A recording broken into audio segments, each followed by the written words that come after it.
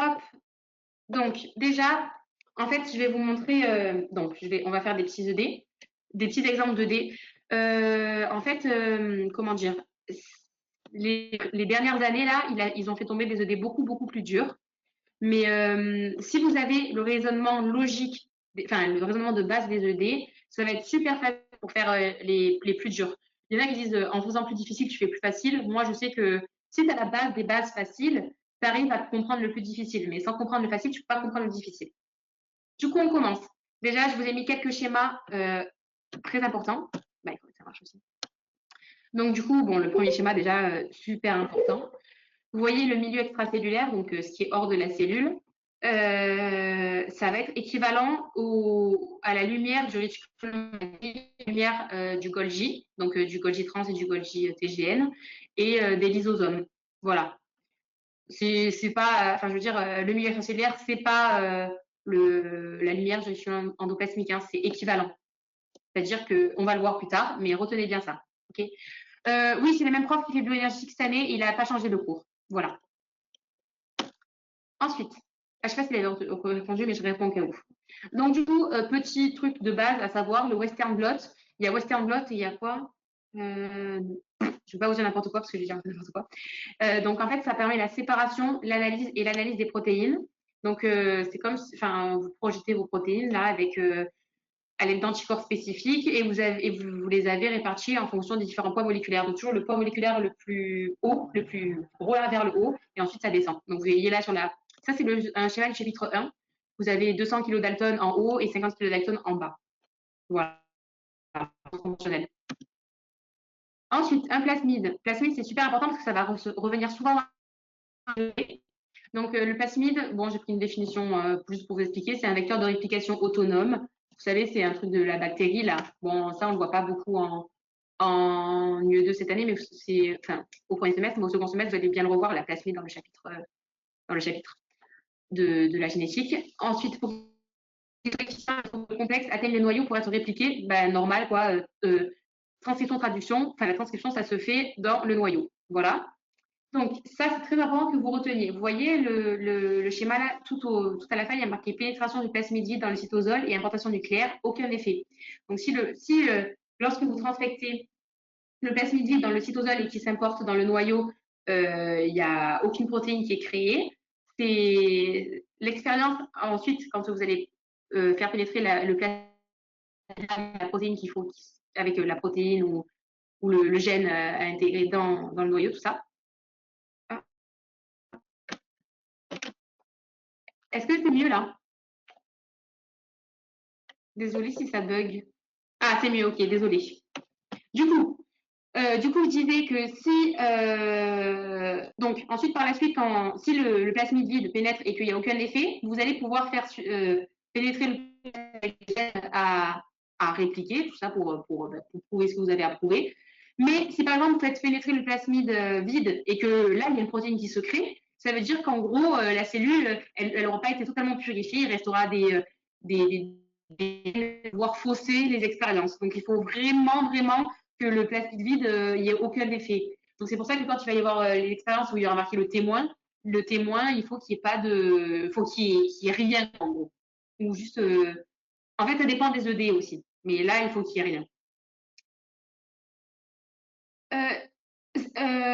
Si, le plasmide vide, en fait, le plasmide vide, c'est juste, il y a juste le plasmide. Alors et tu vois, au-dessus, il y a marqué pénétration du plasmide dans le cytosol, donc le plasmide avec le gène à insérer. Mais le plasmide vide, c'est juste qu'en fait, tu fais juste pénétrer ton vecteur sans rien à traduire et à transcrire et à traduire. Donc en soi, il y aura 0 protéine de créer. Mais si tu mets ton plasmide avec un gène à transcrire et ensuite à traduire, du coup, là, normalement, il y a une protéine qui va se faire. Du coup, à la fin, ça va être traduit, transcrit en ARN messager et ensuite traduit en protéines. Du coup, tu as compris. Mais là, du coup, la protéine, elle est purifiée vu que le plasmide qui pénètre et qui est vide, il n'y a aucune protéine qui est créée. Voilà.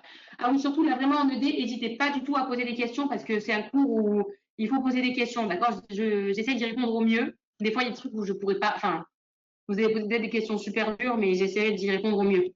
Voilà. Ensuite, Dans la mitochondrie, vous retenez les transporteurs mitochondriaux TOM sur la membrane externe et TIM sur la membrane interne, et la différence de potentiel entre l'espace intermembranaire et la mitochondrie. Du coup, voilà. Ça, c'est très important, même pour l'UE1, hein, la différence de potentiel pour Krebs.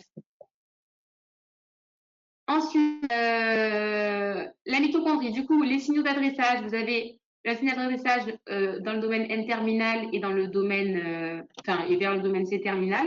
Donc ça, c'est pour les protéines codées par le génome nucléaire et qui vont être transfectées dans la mitochondrie. Donc du coup, ces protéines, elles vont pouvoir, en traversant la mitochondrie, d'abord, hop, elles traversent la membrane externe, donc elles peuvent être transmembranaires au niveau de la membrane externe. Hop, elles peuvent traverser et se retrouver solubles dans l'espace intermembranaire, ou alors être transmembranaire dans la membrane interne, et aussi transmembranaire dans la membrane interne et dans la membrane externe, et ou aussi solubles dans la matrice. Du coup, en fait, elles peuvent être de partout, et ça dépendra des signaux. On ne vous demande pas du tout d'apprendre les signaux en fonction, mais c'est juste, elles peuvent être de partout, quoi. Voilà, c'est pour ça que j'ai mis l'adressage N-terminal va être clivé, et au milieu de la protéine, il sera non clivable. Bon, c'est logique, hein, sinon tu clives la protéine en entière, si tu clives le signal d'adressage au milieu. Alors que si tu le clives au début, c'est pas grave. Du coup, localisation transmembranaire sur la membrane externe et ou sur la membrane interne, matrice et espace intermembranaire. Et vous avez aussi des protéines codées par le génome mitochondrial. Je ne sais pas si vous vous rappelez, mais le génome mitochondrial, il est beaucoup, beaucoup plus petit que le génome que quelques ribosomes, il n'y a que quelques. Du coup, il n'y aura que quelques protéines, je crois que c'est 13, si je me rappelle bien, c'est 13. Du coup, il n'y a pas de signal d'adressage parce que ça va rester dans la protéine, dans la protéine, je dis n'importe quoi, dans la mitochondrie. Et du coup, cette protéine qui va être synthétisée dans la mitochondrie, elle se retrouvera uniquement au niveau de la membrane interne. Donc, aussi, enfin, si elle est transmembranaire au niveau de la membrane interne, elle se retrouve aussi un peu dans l'espace intermembranaire et dans la matrice, mais juste uniquement au niveau de la membrane interne, pas du tout au niveau de la membrane externe. Voilà. Donc là, il y a des translocases pour transloquer du coup, la protéine sur toute la membrane interne. Voilà. Donc jusque-là, c'est bon. C'est un petit récapitulatif. Comme ça, au pire, ça vous fait un peu réviser la BioC aussi. Ça fait pas de mal, au contraire. Du coup, les signaux d'adressage au peroxysome, le PTS1 en C-terminal et le PTS2 en N-terminal. Et ces signaux d'adressage, ils sont non clivables. Donc, ils ne vont jamais être clivés. Là, en mitochondrie, vous retenez que certains, ils peuvent cliver en fonction si c'est N ou C-terminal. Et là, peroxysome, c'est non clivé. Et ensuite, ça va être pour les protéines matricielles. Et pour les protéines membranaires, il y aura un signal d'adressage, ça va passer par le cytosol. Et si c'est type 1, ça va passer par le RE. Enfin, en fait, les schémas de BioC aussi, c'est bien de les apprendre, mais c'est surtout bien de les comprendre. Parce que moi, je trouve que c'est un peu logique. Je ne sais pas si vous trouvez que c'est logique. Je sais peut-être que vous allez dire si je comprends que ce n'est pas logique. Mais c'est un enchaînement de choses. Là, par exemple, vous avez une synthèse cytosolique, il y a marqué synthèse cytosolique. Hop, pour les protéines matricielles, il va y avoir PTS, donc PTS1, PTS2 et PTS. Hop, récepteur du PTS, il va y avoir des protéines chaperon, des protéines qui vont permettre l'amarrage sur la membrane. Et hop, le complexe d'implantation, translocation dans la matrice. De l'autre côté, dans le cytosol. Et des protéines membranaires de type 1 et de type 2. Les types 2, elles vont directement se retrouver sur la membrane externe, donc les peroxydes. Et ceux des type 1 vont passer par le RE. Voilà, donc là, je vous ai un peu montré un peu comment on analyse un schéma de BioC. J'espère que ça vous... Enfin, je ne sais pas si vous faites comme ça. Moi, je faisais comme ça. Je trouve des petites techniques comme ça. Ensuite, donc là, on attaque vraiment le gros du gros ED. Donc, la base de la base de la base de la base de vos ED, ça va être le peptide signal. Donc, ils vont poser plein de questions sur les peptides signaux. Donc, la protéine est synthétisée dans le noyau. Enfin, non, l'ADN transcrit en ARN dans le noyau. Hop, ça sort, l'ARN, il sort. Vous vous rappelez, ARN messager, ça sort. Hop, traduit dans le cytosol en protéine. Du coup, en fait, la protéine, elle va avoir ça dépend. Elle va avoir un peptide signal si elle est adressée à la membrane externe ou alors à la membrane d'un compartiment du système endomembranaire, donc comme le RE, le Golgi ou le peroxysome. Du coup, N-terminal, le peptide signal, il est toujours au niveau N-terminal. Si par exemple, vous avez une protéine où il y a juste, ça vous semble être un peptide signal, mais que c'est au milieu de la protéine, c'est pas un peptide signal, quoi. Il faut obligatoirement que ce soit au début de la protéine. Soit c'est vraiment c'est les premiers acides aminés, soit c'est 10 ou 20 maximum acides aminés après, quoi. Mais si vous voyez que c'est même un peu trop loin du domaine intermédiaire. C'est pas un petit signal. Hein. Il faut vraiment, vraiment, vraiment que ce soit au tout début. Voilà. J'espère que jusque-là, ça va. Ensuite, si lors de votre synthèse de la protéine, elle a un seul peptide signal, donc juste un même signal au début de la protéine, elle va être soluble, donc soluble dans le cytosol en fait, ou dans la lumière du non, ouais, dans le domaine extracellulaire ou dans la lumière du réticulum endoplasmique, car il y a disparition du peptide signal dans la protéine mature, parce qu'il est toujours clivé le peptide signal. Sinon, c'est pas le peptide signal, c'est pas clivé. Retenez bien, donc peptide signal toujours clivé. Et si du coup il y a un peptide signal et plusieurs domaines transmembranaires, et bien là justement, la protéine elle va être transmembranaire. Donc là, je vais vous demander d'interagir, s'il vous plaît. La protéine, il y a un domaine transmembranaire. Est-ce que vous êtes tous d'accord pour dire que du coup, si on la dessine en fonction, enfin si on la dessine, si on fait un ED, elle a du coup deux domaines avec 20 environ acides aminés hydrophobes. Vous êtes d'accord? Donc le premier, ça va être le peptide signal qui va être lié, et le deuxième, ça va être le domaine transmembranaire.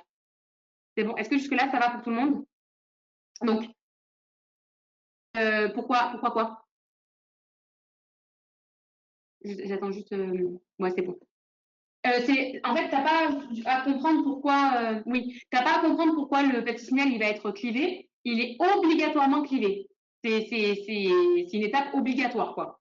C'est-à-dire que tu vois la protéine, la première, qui a un seul domaine transmembranaire, et ben en fait, dans son PM théorique et sa protéine qui n'était pas mature, en fait, elle avait un peptide signal. Donc, elle a présenté deux domaines de 20 acides aminés hydrophobes. Et donc, tu te rappelles, dans la membrane plasmique, c'est fait d'acides aminés, on appelle ça la membrane lipidique. C'est une membrane glycolipidique. Non, pas glyco, du coup. Lipidoprotéique, je crois. Hein. Du coup, c'est hydrophobe. Et du coup, pour que ce soit en transmembranaire, il faut que les acides aminés soient hydrophobes et le peptide signal, il est aussi composé d'acides aminés hydrophobes. Du coup, j'espère que j'ai répondu à ta question. Oui, le peptide signal, il est composé d'acides aminés hydrophobes. Il y aura toujours marqué, tu verras dans le 2D après, il y aura toujours marqué 3, 4, 5 domaines de 20 acides aminés hydrophobes. Il peut y avoir un peptide signal ou pas y avoir de peptide signal. Ça, on verra après. Mais juste retenez bien ça. Si c'est clair pour tout le monde, c'est nickel, on peut passer au suivant. Donc là, déjà, vous avez compris la base des bases. Hein. Ensuite, il va y avoir des signaux d'adressage. Oui, c'est ça, pour traverser les phospholipides. Il faut obligatoirement que ce soit hydrophobe. Et après, ne cherchez pas à comprendre comment l'autre partie de la protéine elle se retrouve dans le domaine extracellulaire, comment elle passe. Ça, c'est un autre chapitre, c'est les autres chapitres de BioC, vous savez, c'est les pores nucléaires et tout. Enfin, pas nucléaires justement, mais les pores transmembranaires. Voilà. Ça vous dit quelque chose? Voilà, nickel. Donc, tout à l'heure, on a vu signaux d'adressage à la mitochondrie, au peroxysome. Là, pour le lysosome, pardon, c'est le mannose 6-phosphate. Est-ce que tout le monde se rappelle du chapitre du réticulum endoplasmique? Ensuite, signaux d'adressage au RE, parce que vous vous rappelez du sens du FMVP, flux membranaire visuel permanent, ça fait RE, Golgi, membrane plasmique. Mais pour que ça revienne du coup au RE, il faut que ça fasse RE, Golgi, membrane plasmique, hop, RE. Du coup, le signal d'adressage et de rétention au RE, pour les protéines transmembranaires, c'est KKXX, et pour les protéines solubles, pardon, c'est KDEL. Du coup, les protéines, elles vont faire RE, Golgi, RE et hop, au lieu d'être adressées à la membrane plastique. Est-ce que c'est bon pour tout le monde? Elles ne vont pas aller jusqu'à la membrane plastique, justement. Elles vont revenir au RE avant d'aller à la membrane plastique. Bon, ça, c'est juste un petit rappel. Hein, c'est juste pour... ça va être... Attends, je réponds à la question de Chaloul d'abord. Pourquoi En fait, c'est pas qu'elles vont repasser par le RE parce qu'elles ont été adressées au RE, si tu veux. Si tu ils vont te dire la protéine blablabla adressée au RE. Donc, elle va faire RE, Golgi, et revenir vers le RE obligatoirement parce que c'est le FMVP. Mais elle va pas aller jusqu'à la membrane plasmique. Voilà, nickel. Et du coup, ouais, c'est. Ben, vous l'avez vu non, dans le chapitre 8 que vous avez fait, que pour revenir au RE, du coup, c'est le sens inverse du FMVP. Exactement, tu as tout compris. Bon, après, là, on va pas rentrer dans les détails hein, parce qu'ils ne vous demanderont jamais les détails comme ça en ED, mais c'est bien, vous avez tous compris. Nickel, donc là, c'était juste pour voir les signaux d'adressage et de rétention. Je passe au suivant. Alors, Point très important.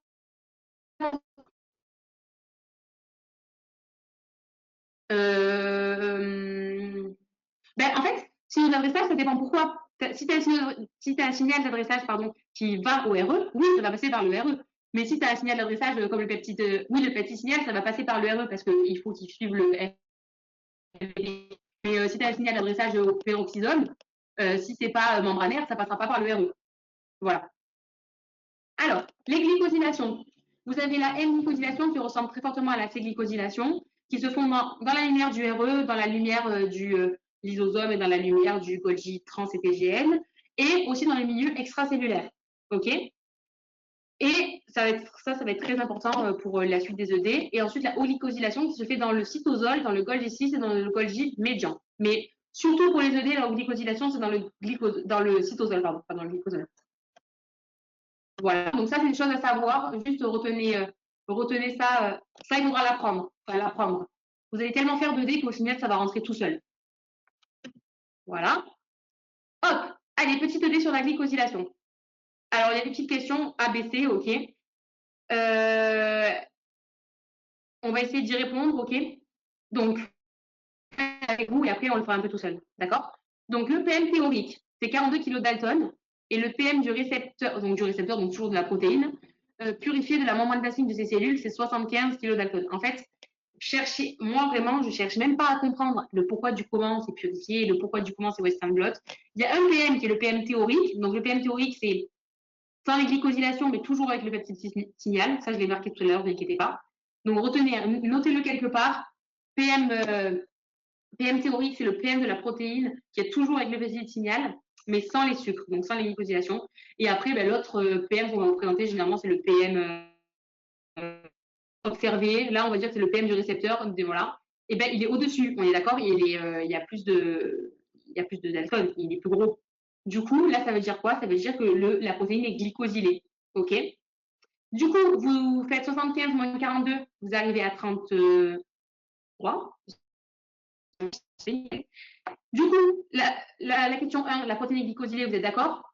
Elle est glycosylée parce que le PM théorique, il va être plus bas que le PM de la cellule, enfin le PM de la cellule observée. Voilà. Les sucres représentent 33 kg Dalton. C'est juste parce que 125 moins 42, ça fait 33. Et le poids moléculaire d'une seule arborisation sucrée est de 11 kg Dalton. Alors ça, comment on peut y répondre? Est-ce que vous avez une petite idée de comment on peut y répondre? Voilà, exactement. Exactement, on divise. Bon là c'est super facile. On a des petits calculs super faciles. 33 kg Dalton, on va les diviser par les 3 cycles putatifs de la glycosylation. Donc 33 divisé par 3, ça fait 11 kg Dalton. Donc chaque arborisation sucrée fera 11 kg Dalton. Vous êtes super réactifs, super intelligents, c'est un bonheur, un plaisir. Franchement, c'est top. C'est bon, jusque-là, les glycosylations, vous avez fait la moitié des ED. Là, normalement, vous allez avoir 10 sur 10 aux ED. Parfait, j'espère. Hein. Non, personne n'a 10 sur 10 aux ED, vous inquiétez pas. Hein.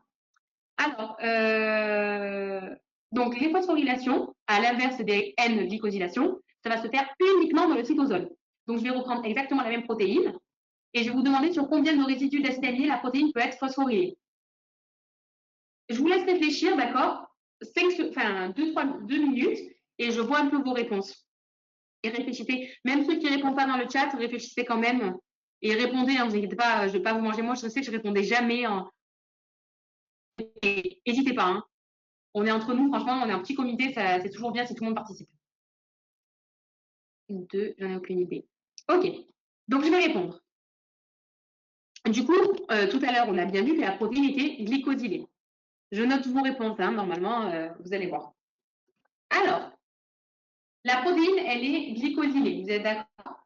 Donc, forcément, les 3 sites putatifs de N-glycosylation vont se retrouver dans le domaine extracellulaire. Vous êtes d'accord avec moi?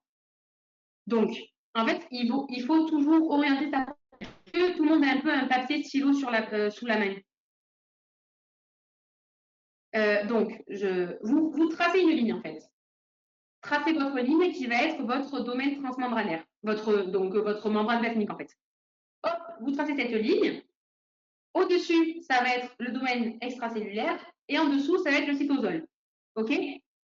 Donc, là, vous voyez qu'il y a 7 domaines transmembranaires. Donc, vous faites 1, 2, 3, 4, 5, 6, 7. C'est bon, vous avez vos... Donc là, vous avez vos 7 domaines transmembranaires. Nickel. Hop, du coup, les 3 sites putatifs de glycosylation, ils sont dans le domaine extracellulaire, vous êtes d'accord? Donc, la protéine, là, entre le domaine 1 et 2, elle va être cytosolique.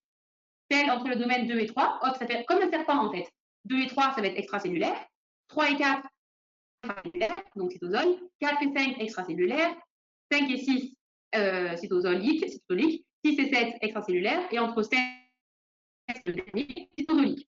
Du coup, vous êtes d'accord que le premier site putatif de phosphorylation, pardon, il est inutilisable. Là, jusque-là, j'espère que tout le monde est d'accord, parce qu'il y a d'autres. Ça ne peut pas se faire la phosphorylation sur ça. Le deuxième, c'est cytosolique. Troisième, c'est extracellulaire. Le deuxième. Ah, ça a bugué. Comment ça a bugué? Vous voyez, avant de continuer, on a 2 sites putatifs de phosphorylation qui sont sur les domaines transmembranaires, sur le 3 et le 7. Eux, ils sont inutilisables. Donc déjà, on enlève 1, 2 et 3. On enlève 3. Le premier site, il n'est pas utilisable parce qu'il est en extracellulaire. Comme ta protéine, tu sais qu'elle est glycosylée. Et il y a seulement 3 sites de glycosylation qui sont placés au même endroit. Ces 3 sites se retrouvent forcément en extracellulaire. Donc forcément, ton premier domaine phosphorylable, il n'est pas utilisable. OK? Du coup, le premier site putatif, il n'est pas utilisable, et ceux du domaine transmembranaire 3 et 7, ils ne sont pas utilisables. Donc du coup, il reste 1, 2, 3, 4 potentiellement qui peuvent être utilisés. OK? Jusque-là, j'espère que tout le monde est... Voilà. Donc le serpentin, on commence en extra, vu que c'est là que se retrouvent les 3 sites putatifs de N-glycosylation. Du coup, tu le commences en extra. Et après, hop, tu fais serpentin en extra, blablabla. Du coup, hop, je vais la diapo suivante. Parce que là, voilà. Du coup, les 2 sites, voilà, en vert, ils ne sont pas utilisables. En bleu, ils sont dans le domaine extracellulaire. Et en fait, les 3 en rouge, ils vont être dans le domaine cytosolique. De 1 à 2. De 1 à 2, on est dans cytosolique, Chaloul. Parce que du coup, dommage c'est trop dommage, je ne puisse pas vous montrer. Voilà, 3 sites nickel. Alors, du coup, Chaloul, tu vois ton premier, il est sorti, là où il y a les sites putatifs de glycosylation. Hop, juste après, tu as le premier domaine transmembranaire. Du coup, entre ton premier et ton deuxième transmembranaire, une petite boucle qui sera en intracellulaire. Donc, forcément, ça se trouve en intracellulaire. Et du 2 à 3, ta petite boucle, elle sera en extracellulaire. Pourquoi de 3 à 4? C'est cytosolique. JB de 3 à 4, c'est cytosolique. Regarde. Et de 4 à 5, c'est un extracellulaire.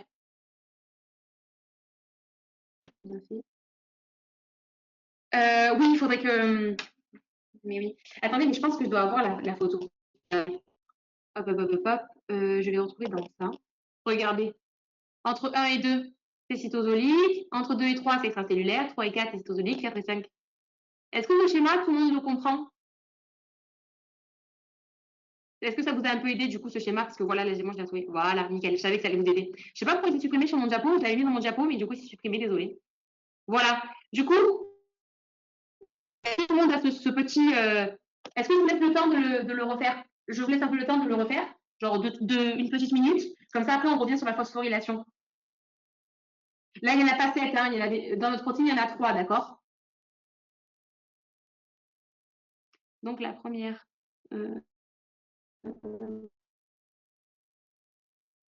en fait, c'est pas... Ça va dépendre de ton exercice. Ça, il ne faut pas que tu fasses une généralité. Là, le premier OD qu'on va faire, c'est la protéine est glycosylée. Donc, on oriente forcément les domaines, les sites putatifs de N-glycosylation dans le domaine extracellulaire. Forcément, ils ne peuvent pas être dans le cytosol, sinon ils sont non utilisables. Et du coup, la protéine ne serait pas phosphorylée. Donc là, justement, comme elle est phosphorylée, c'est obligatoirement dans le domaine extracellulaire. Donc ensuite, quand tu as organisé ta protéine en fonction de la N-glycosylation, hop, tu peux placer la phosphorylation. Voilà, dans le domaine 2, tu as un contre-exemple. Parce que dans le domaine 2, tu vois, par exemple, les sites putatifs, ils ne peuvent pas être utilisés parce que ben, voilà, il n'y aurait pas, du coup, la protéine ne serait pas glycosylée. Après, du coup, Annie, par exemple, dans le modèle 2, si par exemple la protéine elle avait fait 42 et 42, vous vous rappelez, je reviens sur le diapo. Je reviens sur le diapo. Voilà. Là, je vous explique juste un petit contre-exemple. Si la protéine, par exemple, elle avait fait 42 et 42 et qu'il y avait les trois sites putatifs de glycosylation, donc ça veut dire qu'ils ne sont pas forcément utilisés. Ok, ils sont là, là, par exemple, ils sont utilisés vu que la protéine est glycosylée extracellulaire et non utilisée. Donc en fait, si la protéine elle fait 42 et 42, genre du coup qu'il n'y a pas de glycosylation, on ne peut pas vraiment orienter. Bon après ça ils vous le diront jamais, hein, c'est juste essayer de comprendre que là il faut absolument que la protéine soit glycosylée pour qu'on puisse justement orienter. Voilà. Si c'est glycosylé, non, glycosylé. Si c'est glycosylé, en fait, c'est forcément glycolysable dans le domaine extracellulaire. Donc là, cet exemple il est super facile parce que les types de glycosylation, ils sont extracellulaires. Mais il y a d'autres ED, par exemple, que vous allez faire en anal, où il y aura plusieurs sites sur différents domaines, mais qui vont être facilement orientables. En fait, il faut toujours orienter sa protéine comme je l'ai orientée ici. OK? Est-ce que tu as mieux compris Zengel? Je ne sais pas si je prononce bien.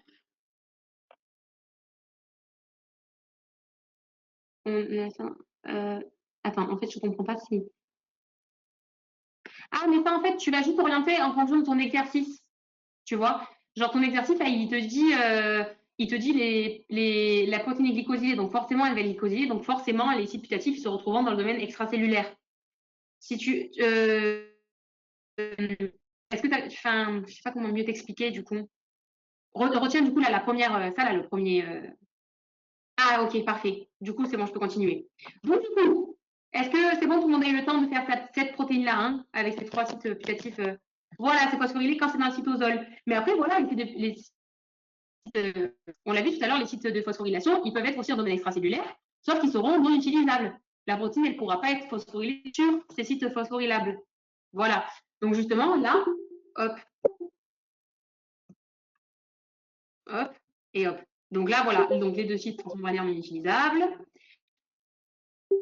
Oui, mais glycosylé, c'est cytosol, sauf que là, tu vois, Anissa, il n'y a pas de glycosylation. Il est marqué que 3 sites putatifs de N-glycosylation. Mais dans d'autres schémas, tu as la glycosylation dans le cytosol. Mais là, il n'y a pas de glycosylation. Mais on va en faire un après qui sera glycosylé. Voilà. Du coup, là, si on vous dit la question, elle est hop, elle est phosphorylable sur 4 sites. La protéine est phosphorylée sur 4 sites, c'est vrai ou c'est faux? Ben, du coup, c'est faux, vu qu'elle peut être phosphorylée que sur 4 sites, sur 3 sites. Mais si on vous dit, la protéine est phosphorylée sur 7 sites, est-ce que c'est juste ou pas? La protéine est phosphorylée sur 7 sites. Non, voilà, exactement. Et non, elle ne peut pas être phosphorylée sur les 7 sites. Les 7 sites, ils sont là, donc ils sont putatifs, ils peuvent être phosphorylés, mais c'est pas possible. Comme tu as orienté ta protéine, elle ne peut pas être phosphorylée sur 7 sites. Elle peut être phosphorylée que sur les 3 qui sont dans le cytosol. Voilà. C'est bon? Donc, on va passer au premier ED qu'on va faire sous la même forme. Est-ce que c'est bon, ça va à tout le monde, cette petite façon de faire les ED? Enfin, ça aurait été beaucoup mieux en. Ouais, désolé, ça fait peur. Ça aurait été beaucoup mieux en vrai, c'est vrai, mais voilà. Nickel. Du coup, hop, hop, hop. Attendez, je vais prendre une petite feuille pour me ventiler parce que j'ai chaud. Alors, donc là, en fait, je vous ai mis, je ne sais pas vous, est-ce que vous, dans les 2D, vous êtes de la première partie, de la première team et vous lisez tous les énoncés avant? Ou est-ce que vous faites partie de la deuxième team et vous commencez et vous revenez en fonction dans l'énoncé? Parce que moi, bon, je pense que sans surprise, vous avez deviné de quelle team je fais partie. Ah, vous lisez tout. Moi, je fais les questions et après, voilà, team 2. Ben, je ne vais pas vous mentir. Après, chacun a sa méthode et je ne vais pas vous dire il y a une qui est mieux qu'une autre parce que c'est faux. Il faut lire après. Voilà, parce que tu n'as pas du tout, tu as 1 minute 30 pour répondre à chaque question. Bon, généralement, les questions d'histologie et d'embryologie, tu les fais vite. Donc, tu as plus le temps de répondre sur les ED. Mais je ne sais pas vous, mais moi, en UE2, c'est terminé. J'ai pas eu le temps de répondre à la dernière question au concours. Du coup, moi, si vous voulez, tout à l'heure, on le fait un peu sous forme team 1. Et là, on va faire la forme team 2, d'accord? Hop, on passe au suite. Non, mais non, pas du tout. Et allez, mais je fais n'importe quoi. Vraiment, je suis une. Hop. C'est pas possible d'être aussi nul que moi. Hein. Voilà. Oui, bien sûr. Bien sûr, me demander en privé, il n'y a pas de souci. Hop. Donc là, on ne lit pas. Bon, hop. Voilà. Donc là, après cet énoncé tumultueux, on vous met cette protéine, ok? Du coup, on va un peu analyser le rythme, on va pas le faire. Demain, il y aura des questions en ED, donc vous aurez plus le temps de répondre, ok? Donc vous allez avoir la protéine COX-2 et la protéine COX-4. On s'en fout de où ça part, Juste, vous voyez qu'il est marqué domaine d'interaction avec le cytochrome C. Ça vous dit quoi le cytochrome C? Ça vous rappelle quelque chose ou pas? Ça vous rappelle la mitochondrie, parfait. Parfait, exactement. La respiration cellulaire, mais Voilà, c'est ça, c'est comme ça, vous êtes trop intelligent, vous faites des liens. Voilà. Voilà, donc là, sans avoir lu le gros texte imbuvable, on arrive à se dire, OK, protéine mitochondriale, OK? Donc, question 1. La protéine COX-2 est intégrée dans la membrane mitochondriale externe. Donc là, hop, on se heurte à une impasse. On a zéro moyen d'y répondre, OK? Donc, comment on pourrait savoir? Eh bien, il faut revenir dans le texte. Donc, on retient, d'accord? La protéine COX-2 est insérée dans la membrane mitochondriale externe. Hop.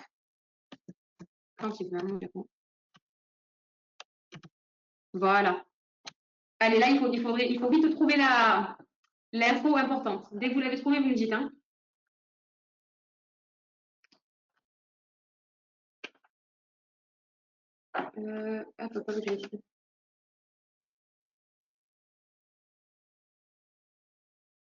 Les anneaux mitochondriales. Parfait. Du coup, il y a marqué la sous-unité COX-2 codée par la sous-unité COX-4.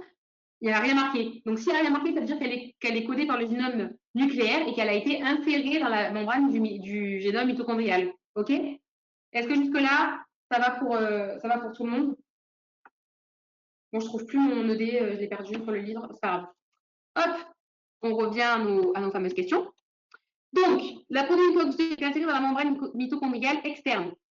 Est-ce que c'est vrai ou est-ce que c'est faux?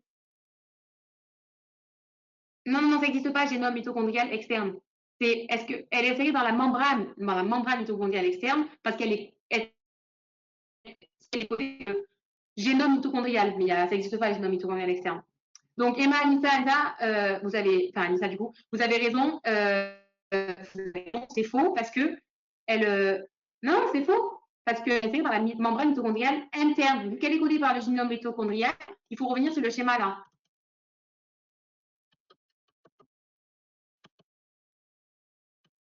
Celui-ci. Hop. Par le génome mitochondrial uniquement au niveau de la membrane interne. Ça disparaît.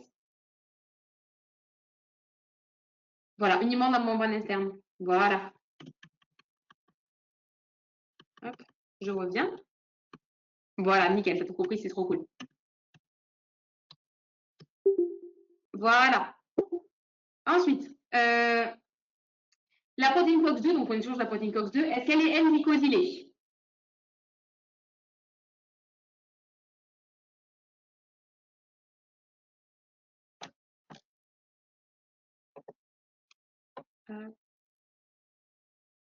Comment, enfin,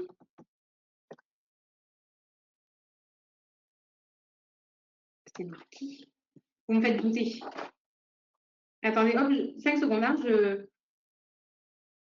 Est-ce qu'elle est glycosylée? Eh bien non, elle n'est pas glycosylée. Regardez, PM théorique, 25 kg d'actone, et le PM du Western blot, ben, il ne change pas. Du coup, ce n'est pas parce qu'il y a des sites putatifs de N-glycosylation que la protéine est glycosylée. Vous voyez? Putatif, en fait, ça veut dire peuvent être utilisés. Mais ça veut dire qu'ils sont là. En gros, c'est comme si, par exemple, comment dire, comment prendre un exemple dans la vraie vie les bouteilles d'eau sont pleines. Quand vous n'avez pas soif, vous ne les buvez pas. Alors que, par exemple, quand vous avez soif et que les bouteilles d'eau sont pleines, ben, c'est parfait. Ça fait un beau combo. Est-ce que vous avez compris? J'essaie de vous donner des petits moyens mémotechniques. Voilà. Putatifs, ils peuvent être utilisés, mais ils ne sont pas forcément utilisables. Autant les trois, il y en a trois, si elle était glycosylée, peut-être qu'il n'y en avait qu'un seul qui a mis les chaises vides. Ouais, voilà, exactement. Ouais, bien. Et on va demander s'asseoir. Parfait. Ben, en fait, chacun se fait des petits trucs, voilà. Voilà, exactement. JH, tu as tout compris. Si c'est glycosylé, le PM change. Tu n'as même pas à comprendre pourquoi, si c'est Western blot ou si c'est purifié ou quoi que ce soit, si c'est glycosylé, le PM change. Alors que là, le poids moléculaire de la protéine ne change pas. Donc, il n'y a pas des sucres qui se sont rajoutés. Donc, le poids, il n'augmente pas. Donc, voilà. À la question de la protéine N-glycosylée, c'est faux. OK? Est-ce que tout le monde est d'accord jusque-là? Nickel. Du coup, la protéine COX-2 a interagi avec une translocase. Est-ce que c'est juste ou est-ce que c'est faux? Voilà.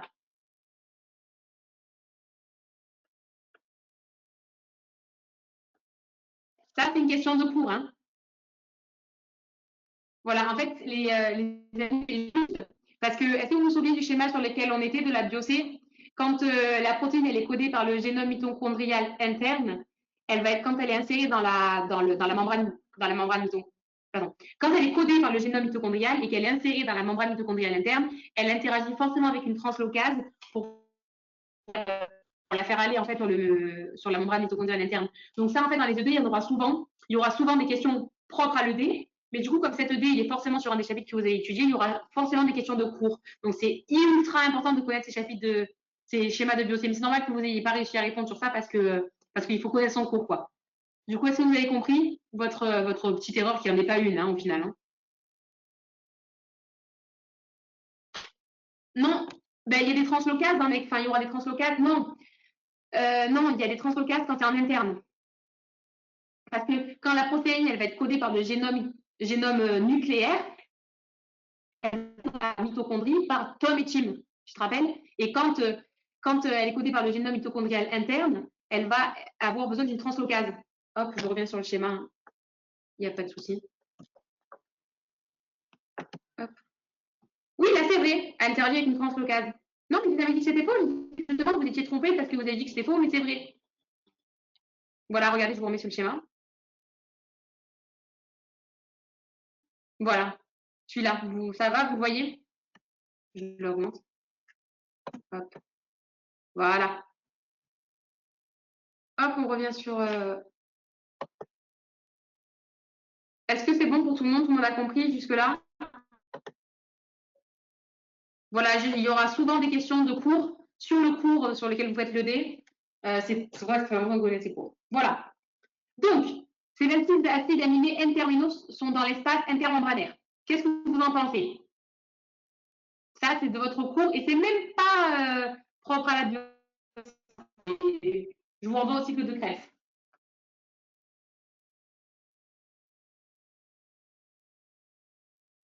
N'ayez pas peur. Hein. Justement, quand on se trompe, c'est mieux. Voilà, Chalouse, nickel, t'as raison. Parce que du coup, est-ce que vous vous souvenez bon, c'est pas grave, ça c'est bon, ça jamais ils vous demanderont de faire des liens avec le cours du 1, mais c'est vrai parce que vous vous souvenez de la quatrième chaîne respiratoire mitochondriale, et ben elle est dans l'espace intermembranaire. Voilà, petite info comme ça vous retenez pour le cycle de Krebs. Vous vous rappelez chaîne 1, chaîne 2, chaîne 3, chaîne 4, et ben la chaîne 4 là c'est la chaîne attendez, je vais vous dire 4 j'arrive hein. Je suis là. Hop hop hop hop hop. Alors l'explication c'est euh, est-ce que c'est. Voilà, c'est l'histochromatinale, exactement. Nickel. Voilà, bon, ça c'était une petite question pour faire des petits liens, pour vous montrer qu'il n'y a rien qui est cloisonné. Hein. L'U1 va avec l'U2. Voilà. Et donc, du coup, son segment entre les deux domaines, ben, le rapport, c'est juste que tu réponds à la question. Tu mets vrai l'item. Pourquoi ça me dit?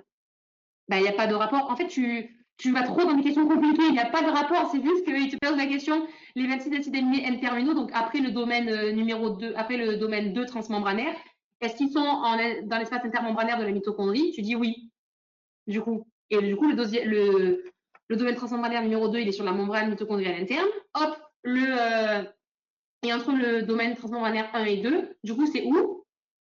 C'est la, dans la matrice. Du coup, la question E, elle est juste. Est-ce que tout le monde avait réussi est-ce que tout le monde comprend la question E et la question D? En fait, du coup, la question D, elle est un peu compliquée, mais elle va vous permettre de répondre à la question E. Voilà. Bon, alors je répète. Du coup, quand vous avez un génome nucléaire, elle va rentrer dans la mitochondrie, ok? Et quand vous avez une protéine qui est codée par le génome mitochondrial, elle va être déjà dans la mitochondrie, et quand elle va être insérée dans la membrane mitochondriale interne, enfin voilà, elle va être insérée dans la membrane mitochondriale interne. Je reviens sur le schéma, ok?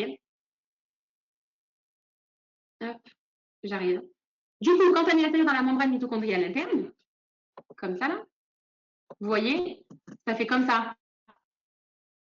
Hop, la translocase, elle va faire rentrer la protéine. Vous voyez là le petit serpent qu'on a vu tout à l'heure? Et bien ça, en fait, c'est entre la membrane interne et la matrice. Et donc, du coup, les domaines transmembranaires, c'est dans la membrane mitochondriale interne. OK? Est-ce que là, vous avez un peu mieux compris? En fait, dans la question qu'ils vous ont posée là, est-ce que les derniers acides aminés, hop, hop, quand tu veux, hein, est-ce que, hop, hop, hop, hop, est-ce qu'ils sont dans l'espace intermembranaire? Oui, parce qu'ils interagissent avec qu'il y a deux portes parallèles. Voilà, exactement. C'est ça. En fait, les domaines transmembranaires, c'est ça, c'est des portes parallèles, ou alors c'est le fil du linge et c'est des épingles à linge, vous voyez? Et du coup, après, hop, vous faites des serpents entre les épingles à linge. Vous présenter schématiquement tout ce que vous pouvez. Et du coup, en fait, c'est pour dire que le segment entre les deux domaines hydrophobes, donc entre les deux épingles, hop, il est dans la matrice. On sait parce que justement, il y a marqué le domaine d'interaction avec la cytochrome C. Et le cytochrome C, je te renvoie à ton cours de Krebs, pardon, ça fait partie, c'est dans l'espace intermembranaire. Tu te rappelles? Enfin, tu n'as pas besoin de te rappeler, mais juste je te le dis. Voilà. Du coup, c'est pour ça, comme l'un est en intermembranaire, forcément, celui qui va être avant le domaine transmembranaire, ça va être dans la matrice. Et du coup, celui qui est avant le premier, il est où? Il est dans l'espace intermembranaire. C'est un sur deux, en fait. Voilà. Du coup, j'espère que tout le monde a compris. Nickel. Du coup, là, si vous voulez plus tard refaire le dé tranquille, ça sera tout résumé ici. OK? Hop! Et donc là, on passe à la protéine COX-4. OK? Donc, tout à l'heure, on a dit qu'elle est synthétisée par le génome mitochondrial, et celle-là, il n'y avait aucune information, donc forcément, elle est synthétisée par le génome nucléaire. C'est bon? Du coup, est-ce que la première question est vraie? Est synthétisée par les ribosomes mitochondriaux? Est-ce que c'est vrai ou est-ce que c'est faux? Non, si, on peut savoir. Comme c'est pas précisé, c'est forcément dans le génome mitochondrial, vu que c'est comme une protéine. C'est une protéine. Et comme il ne te précise pas qu'elle est codée par le génome mitochondrial, elle est forcément codée par le génome nucléaire, vu que c'est les deux seuls génomes. Et du coup, est-ce qu'elle est synthétisée par les mitochondriaux? Ben non, non, non, du coup, elle est synthétisée par les ribosomes. Oui, donc elle est fausse. Elle est synthétisée par les ribosomes nucléaires, du coup. Est-ce que c'est bon, Mystère et JH? C'était peut-être une petite erreur d'inattention, il n'y a pas de souci. Voilà. Du coup, elle est fausse. Donc, et ces acides aminoacides N-terminaux, donc les 26, avant le. Ouais, non. Donc, N-terminal, c'est à gauche. Hein. Ouais, c'était dans l'énoncé aussi. Ah oui, tu as réussi à lire dans l'énoncé, nickel. Ces aminoacides N-terminaux avant le domaine hydrophobe, donc les N1, baignent dans la matrice mitochondriale. Je vous laisse. Est-ce que c'est vrai? Est-ce que c'est faux? Oui. C'est bon, c'est juste. Parfait. Tout le monde a raison, nickel. Voilà, parce que du coup, ben, le domaine C terminal, il baigne dans le domaine, dans l'espace intermembranaire, donc forcément l'autre dans la matrice. Du coup, la protéine COX-2, vous retenez bien que du coup, hop, elle est dans la matrice et hop, elle est aussi dans le domaine intermembranaire. Donc, est-ce que la question C et la question D, est-ce qu'elle interagit avec Tom et est-ce qu'elle interagit avec Chim? Le A en noir. Ben non, le domaine. Ah oui, le A en noir, c'est ça, ça veut dire 1. 1, en fait, c'est le numéro du domaine transmembranaire. Et comme il n'y en a qu'un, ben, il n'y a que un 1. Voilà. Chalou, pourquoi tu dis que c'est faux, c'est D? Alors, elle interagit et avec Tom et avec Tim. Regardez. Parce qu'elle ne peut pas interagir avec Tim si elle n'interagit pas avec Tom. Parce que pour rentrer pour arriver à Tim, elle est forcément obligée d'arriver à Tom. Là, ça va être. Ah, non, merde, il y a le chapitre. Ah, voilà, c'est ça. Voilà. Vous voyez? Là, on se place dans cette optique-là, d'accord? Tout en haut à gauche, notre profil Cox 4. Hop, elle rentre. Si elle était juste rentrée dans les eh ben, elle aurait été que dans l'espace intermembranaire et pas dans la matrice, alors que là, elle est dans la matrice et dans le domaine et dans l'espace intermembranaire, pardon. Donc du coup, elle a forcément interagi et elle. Est-ce que c'est bon pour tout le monde? Normalement, c'est bon, je pense que vous avez tous compris. Ah oui, oui, oui, voilà. Non, mais t'inquiète, tu te mélanges facilement. En plus, tu as vu Cox 2, Cox 4, c'est des noms super parfaits, Shallow le mystère. Tout le monde a compris. Nickel, parfait. On revient sur le D. Non, ça, vous comprenez super vite, c'est super, c'est cool. Et du coup, ceux qui ont des questions un peu plus poussées et tout, on se les demandera plus tard. Hein. Là, on est trop fatigué pour se faire des questions très poussées. Hein. Lipide plus ED, j'ai le même niveau de fatigue que vous là. Alors, et la dernière question, du coup, c'est est-ce que Attendez, hop, ça charge, ça charge. Est-ce que la protéine TOX4 a été clivée par une protéase? Ah, ça, c'est une question intéressante. Oui, je lis les réponses. Hein. Alors, Zenget, tu vas comprendre quand je vais t'expliquer. Je laisse un peu les gens répondre encore pour voir si.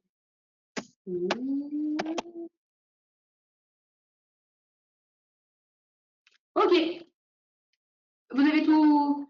Non, du coup, non, ça n'a rien à voir avec les sucres parce que du coup, regarde, les sucres, c'est que quand enfin, pour avoir les sucres, il faut des poids moléculaires différents et des types putatifs de M-glycosylation. D'accord? Mais du coup, la protéase, qu'est-ce que ça fait une protéase? C'est une enzyme qui va couper la protéine. Du coup, le poids moléculaire, il passe de 19,6 kDa à 17,2 kDa. Et du coup, ben forcément, pour couper la protéine, elle a forcément interagi avec une protéase. Voilà, Mystère, il vous a dit PM diminué, c'est exactement ça. Donc, JS, c'est bon, tu as compris. Du coup, Chalou, est-ce que tu as compris que les sucres, ça, ici, on n'en parlait pas? Voilà. Zengel, tu as compris, du coup, par rapport au. Voilà, nickel. Non, mais il n'y a pas de souci, il n'y a pas de souci, c'est normal. En fait, il faut faire un peu les. Et non, non, non là, il augmente pas. Non, c'est juste que là, en fait, il faut te placer dans le. Comment dire? Attendez, je vais expliquer, ne vous inquiétez pas. Là, la protéine, elle est codée par le génome nucléaire, ok? Donc, elle va rentrer dans la mitochondrie. Donc, elle va avoir un signal d'adressage, ok, qu'on a vu tout à l'heure, tu te rappelles? Et là, du coup, il est en N-terminal. Et en N-terminal, tu te rappelles que quand c'est adressé à la mitochondrie, c'est clivé, ok? C'est clivé, donc forcément, le PM, il va diminuer. Le PM théorique, il va diminuer parce que le PM théorique, c'est quand il y a encore le signal d'adressage ou le petit signal. Donc là, il va être clivé. Mais ça aurait pu la protéine, elle aurait pu être glycosylée. Et bon, là, vous ne l'aurez pas compliqué, hein, parce que sinon, tu ne peux pas vraiment savoir. Sinon, il faut faire et glycosylation et un PM sans le petit signal. Du coup, là, la protéine, elle a juste été coupée parce que forcément, c'est un signal d'adressage 1. Donc, du coup, la protéase va le couper. Et donc, si ça perd de l'acide ça perd du poids. Oh, voilà. Voilà, c'est ça. Mais c'est pas une logique en mode si c'est et si c'est augmenté, c'est la glycosylation, d'accord? Parce que si c'est déglycosylé, pardon, si c'est déglycosylé, ça diminue, ok? Du coup, c'est bon pour tout le monde? Voilà, c'est la protéine qui a été coupée par les sucres, voilà. Mais du coup, c'est bon, Zenguet, tu as un peu compris la méthode de fonctionnement. Voilà, tu essayes de faire des liens, c'est bien, nickel. Du coup, c'est bon, je peux passer à la suite? Voilà, en fait, vous voyez, là, ça vous semble un peu, je pense que ça vous semble. Oui, voilà, c'est ça exactement. C'est bon, t'as tout compris. Du coup, là, ça vous semble un peu compliqué et tout, mais juste pour vous dire que vous avancez super vite. Franchement, là, vous avez un truc qui est super important dans le truc des, euh, des ED, ok? Donc, ça, c'est la réponse à la question 2. Hop, question 3. On est toujours sur la protéine COX-4, ok? Donc, est-ce que la protéine COX-4 a été clivée par la peptidase du signal?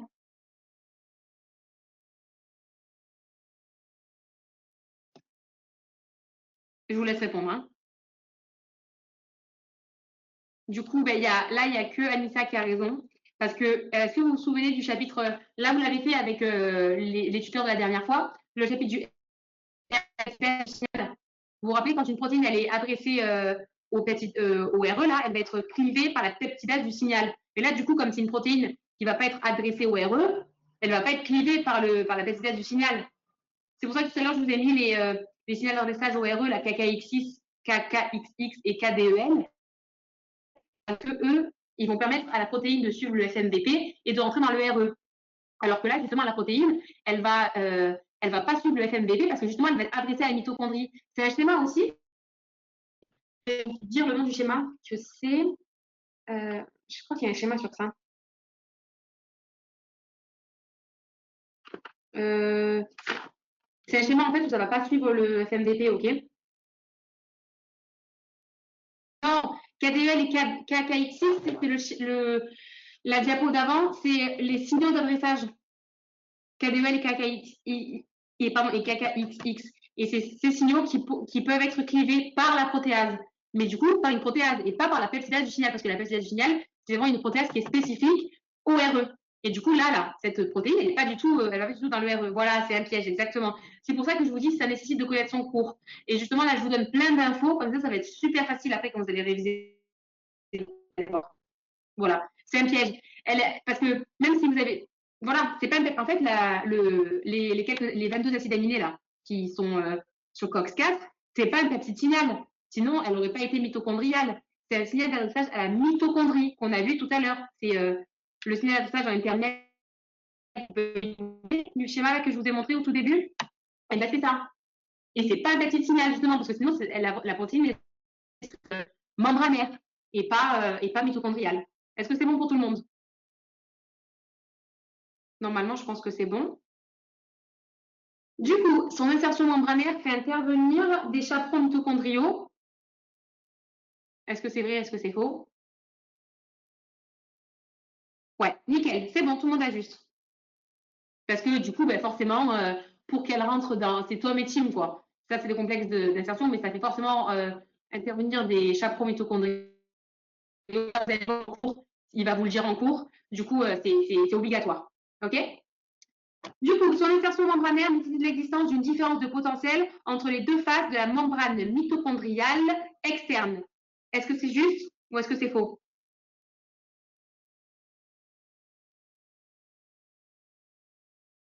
Hop.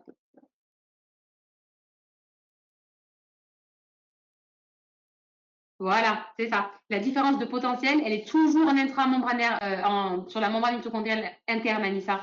Genre, en fait, là, le piège, c'est sur interne-externe. Et il sera tout le temps sur interne-externe, tu vois. Non, ne t'inquiète pas, je pense que c'est un petit moment d'inattention. Mais ça, vraiment, il faut faire super gaffe. Moi, j'en fais tout le temps des fois d'inattention. C'est dommage de perdre des points sur ça. Mais t'inquiète. Voilà. Hop, ben, du coup, la protéine la COX-3 possède un signal d'adressage interminal à la mitochondrie. Est-ce que c'est vrai? Bon, ça, c'est bon. Alors, c'est vrai. OK. Et hop, après son insertion membranaire définitive, son premier acide aminé N-terminal est l'alanine. Donc, A. Est-ce que c'est vrai?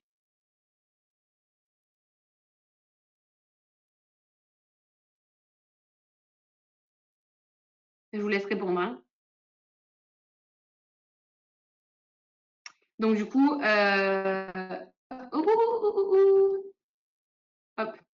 Non, mais qu'est-ce que je fais? Je fais n'importe quoi. En fait, je ne peux pas remonter. Voilà, c'est ça exactement. En fait, vous voyez les M et R. Donc, le premier acide aminé, c'est la méthionine. Et le dernier, c'est R, c'est quoi? C'est arginine, hein, si je me souviens bien. Et bien, en fait, ceux-là, ils vont être clivés par la protéase, et pas par la peptidase du signal, hein, toujours pas, par la protéase. Du coup, le premier acide aminé après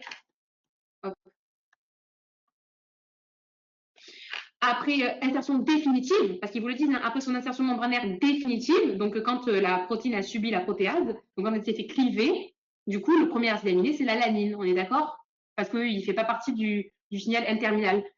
Par contre, parce que le signal est interminal, donc il peut être clivé, ok? Si ça avait été cette terminal, il n'aurait pas été clivé. Mais du coup, là, son premier acide aminé, c'est la lamine. Est-ce que du coup, c'est bon pour tout le monde? Voilà. Je pense que. Ben, ça, en fait, ça a été clivé parce que c'est, c'est, c'est comme ça. Ben, parce que c'est marqué, Zengel, c'est marqué sur le schéma, regarde. Il y a l'arginine, mais après, il y a la lignine.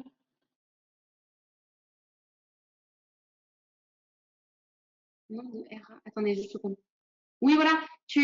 Non, mais il y a méthionine, après, il y a 20 acides aminés. Le 21, c'est l'arginine. Et hop, le 22, la lamine. Voilà. Hop, pour Anissa, je te reviens sur le schéma, hein. Après, je répondrai aux autres questions. Pop, pop, pop, pop, pop. C'est lui. Regarde, Anissa, hop. Tu vois? Protéase AAA pour le N terminal. Terminal. C'est forcément clivé, ok?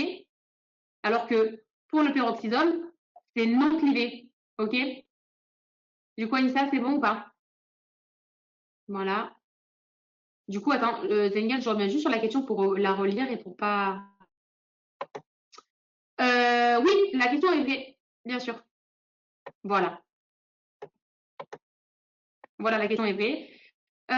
Et le PM a diminué aussi, bien évidemment, qui est passé de 16,6 à 17,2 parce que son signal d'adressage a été clivé. Voilà. Donc forcément, ça interagit pardon, fort avec une protéase. Voilà. Voilà, voilà.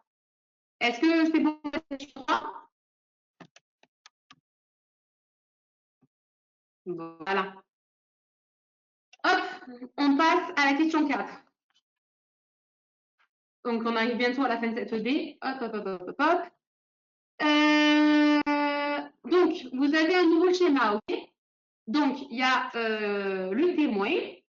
Donc, vous voyez que dans le témoin, on analyse vite fait, hein. Il n'y a pas de prélamine A, il y a de la lamine A, il y a de la lamine C et il y a COX2, code 4.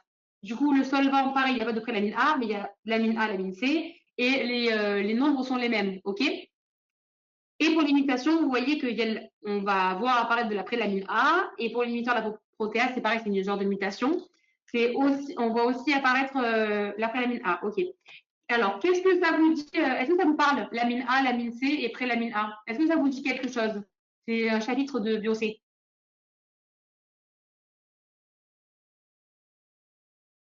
Voilà. C'est la lamine A, vous vous rappelez? Le chapitre sur le noyau? Eh bien, c'est ce chapitre-là. Voilà, exactement. Très bien, nickel. Voilà. Non, mais vous êtes super fort, hein. Franchement, trop fort. Du coup, hop, première question. Le solvant de l'inhibiteur de la protéase, donc là, on se place bien dans le solvant de l'IP1, ok? Modifie les lamines. Donc, on se place dans quelle colonne? On se place dans la colonne numéro 2. Est-ce que ça modifie les lamines?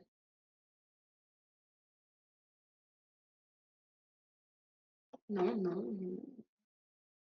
Voilà, parfait. Nickel, parce que du coup, on fait juste une petite comparaison et on voit vite fait, là, 100, 100, les barres sont de la même intensité et de la même couleur, c'est parfait. Au même endroit, nickel. Parfait. Du coup, le solvant de l'inhibiteur de la protéase, donc solvant de IP, modifie les sous-unités de la cytochrome C oxydase. Donc COX2 et 4. Parce que COX2 et COX4, c'est des sous-unités de la cytochrome C oxydase. Est-ce que ça modifie?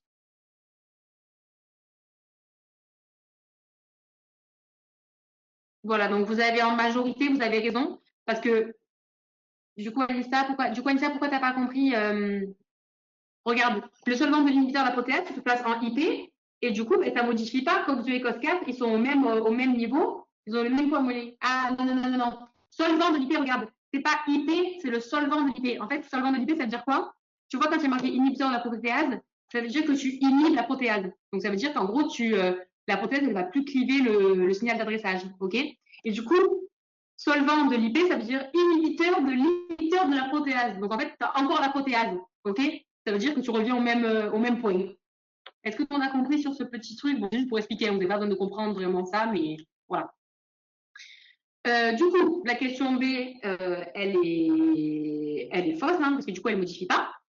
Du coup, l'augmentation de la production de héros, ERO, traduit une anomalie du fonctionnement des mitochondries. Est-ce que c'est vrai ou est-ce que c'est faux?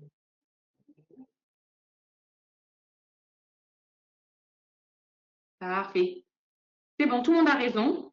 Pourquoi? Donc, vous vous placez donc dans les mutations et vous voyez que ben là, bizarrement, la production de héros, elle a doublé, elle a triplé. Et c'est placé dans la colonne des mutations et dans la colonne de l'IP. Donc, forcément, la production de héros, c'est une anomalie. Voilà. Voilà, il n'y a pas de très grosses difficultés, mais c'est quand même bien que vous compreniez, hein. Et du coup, la différence de potence de la membrane interne est un témoin de l'activité de la mitochondrie. Est-ce que c'est vrai ou est-ce que c'est faux?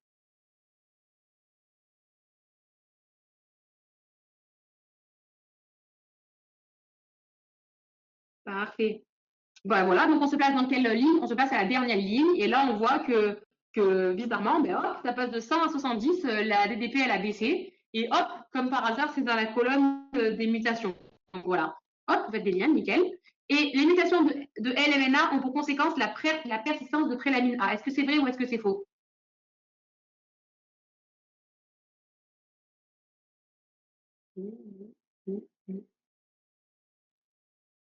Parfait, nickel, vous avez tout compris. C'est bon. Du coup, ben voilà, là vous savez lire un tableau, franchement. Du coup, est-ce que pour l'instant ça va pour tout le monde? Normalement, je pense que ça va pour tout le monde. Du coup, la correction, enfin, je vous l'ai résumé là, ok? Voilà, parfait. On passe à la question 5. Donc ça va, hein, franchement, je sais pas combien il reste de diapo. Ouais, bon. Après, si on finit pas tout, vous pourrez les faire chez vous et me poser des questions, hein. Voilà. Donc, toujours expérience numéro 1. Dans les cellules des patients dont le gène LNNA est muté. Donc on se place dans quelle colonne? On se place dans la colonne 3, du coup, mutation LMNA. Toutes les molécules de prélamine A portent l'une ou l'autre des mutations L387 ou R482. Donc là, ce qui est marqué. Donc là, normalement, ça va vous poser un petit problème. Ah bah c'est bon, vous arrivez à répondre. Est-ce que vous savez pourquoi vous avez répondu oui ou pas? Attendez, hein. Voilà. En fait, il fallait revenir sur l'énoncé là. Et il y avait marqué que c'était une mutation hétérozygote. Donc forcément, l'une ou l'autre ou les deux mutations apparaissent. OK? Et donc là, vous voyez que L387 et R482, elles apparaissent les deux en même temps. Donc c'est bien un gène hétérozygote. Donc la question est vraie. Est-ce que c'est bon pour tout le monde? Il fallait par exemple revenir dans le petit texte. Mais du coup, vous avez vu, vous avez répondu même sans vous rappeler du texte. Donc c'est pour vous dire à quel point c'est bien de faire partie de la team 2, hein. Voilà. Donc, la deuxième. Oui, oui, dans les notes, il y a les deux. Mais c'est juste pour dire que, en vrai, ce qu'ils attendaient de vous, c'était que c'était hétérozygote. Du coup, je comprends pas tout ce qui vous gêne. Oui, dans les notes, il y a les deux.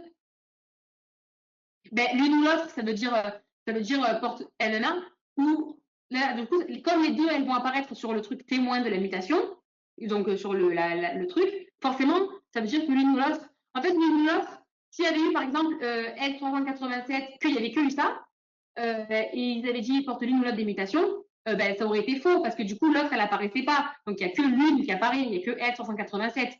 Mais du coup, ils vous disent l'une ou l'autre, et les deux apparaissent. Donc c'est vrai. Est-ce que c'est bon? Dans le livre, je crois qu'ils ont mis faux. Je sais pas s'ils ont mis faux, s'ils ont mis vrai. Moi, c'est vrai et tous les tuteurs sont d'accord avec moi, hein. Donc voilà. Bon, après ça, c'est très pointilleux, hein, mais voilà. Du coup, la question B, les mutations de LMNA induisent des anomalies de la maturation de l'amine A. Ça, du coup.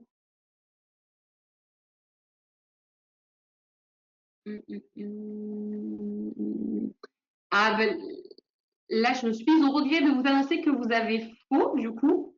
Du coup, désolée, je vous ai pas mis le chapitre, mais est-ce que vous avez vos schémas de BOC sous les yeux ou pas? Ok, alors, allez au schéma du chapitre 9. Ah, en fait, donc dans le chapitre 9, tu vois, tu as un chapitre. Enfin, en fait, il n'y a même pas besoin du schéma, hein. C'est juste que dans la lamine A, en fait, tu vas avoir, tu sais, pour passer de la lamine A à la lamine C, la lamine B, tu vas avoir, donc c'est le schéma 12 du chapitre. Du coup, en fait, pour passer de la lamine A à la lamine A, à la lamine C, à la lamine B, tu dois obligatoirement pardon, passer par cliver la prélamine A. OK? Et du coup, en clivant la prélamine A, il va y avoir disparition de la prélamine A et qui va être changée en lamine A ou en lamine C. OK? Et du coup, là, comme il y a des mutations de LLNA, tu vois que la prélamine A, elle apparaît toujours. Tu vois? Le témoin, il n'y a pas de prélamine A, alors que chez la mutation, elle a de la prélamine A. Du coup, c'est-à-dire qu'elle y est toujours, en fait.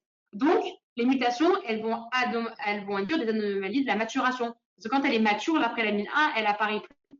Et du coup, ben, c'est forcément des anomalies de maturation, de clivage, ou de voilà. Nickel, t'as compris, Chalou, parfait. Est-ce que JH, t'as compris? Est-ce que du coup, tous ceux qui ont répondu non avant, vous avez compris? Non. Voilà, c'est vraiment un truc de. Il faut se référer au cours sur un truc. Parfait.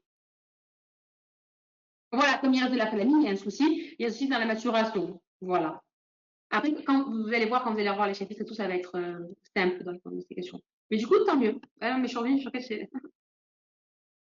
Voilà. La question, c'est la synthèse de la protéine mitochondriale codée par le génome nucléaire. Donc, on est diminuée dans les cellules porteuses de la mutation LMNA. Donc là, on se passe dans la troisième colonne. OK?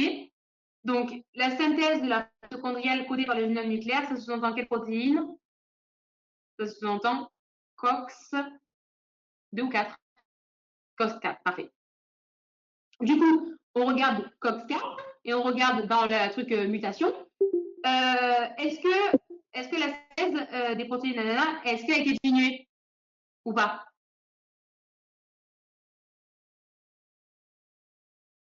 J'attends que d'autres répondent. Bien, c'est bon, vous avez tout vu, parce que bah, du coup, la bande, elle est de même intensité, OK? Et du coup, donc la prochaine question, c'est la synthèse de la protéine mitochondriale codée par le génome mitochondrial est diminuée la cellule porteuse de la mutation LMNA. Est-ce que c'est vrai ou est-ce que c'est faux?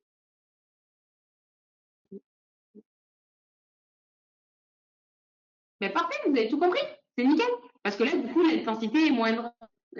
Sur le témoin, c'est bien noir et là, c'est gris. Donc, parfait, vous avez tout compris. Et du coup, les mutations. Oui, oui, oui. Ah, mais totalement. Hein. C'est pour ça qu'il y a des personnes qui vont vous dire, elles croient qu'elles ont répondu tout bon, et après elles vont se retrouver avec 0 sur 10, quoi, clairement, parce qu'elles se sont trompées à la première question, elles se trompent sur tout. C'est pour ça que c'est très important oui, d'aller vite, parce que ben, vous avez pas le temps, malheureusement, il faut aller vite, mais de passer un peu de temps quand même, enfin, un peu de temps, c'est 2 minutes, hein, à bien orienter vos protéines, à bien répondre à la première question. C'est pour ça que vous vous rappelez, attendez, je reviens, hein, 5 secondes après, on reviendra. Euh, quand il y a marqué, vous voyez ça, le solvant, tout ça, tout ça. En fait, les premières questions, elles vont vous orienter, tu vois. Ah oui, mais les ED, c'est super dur. En fait, moi, je trouve ça dur, mais je trouve ça super intéressant aussi.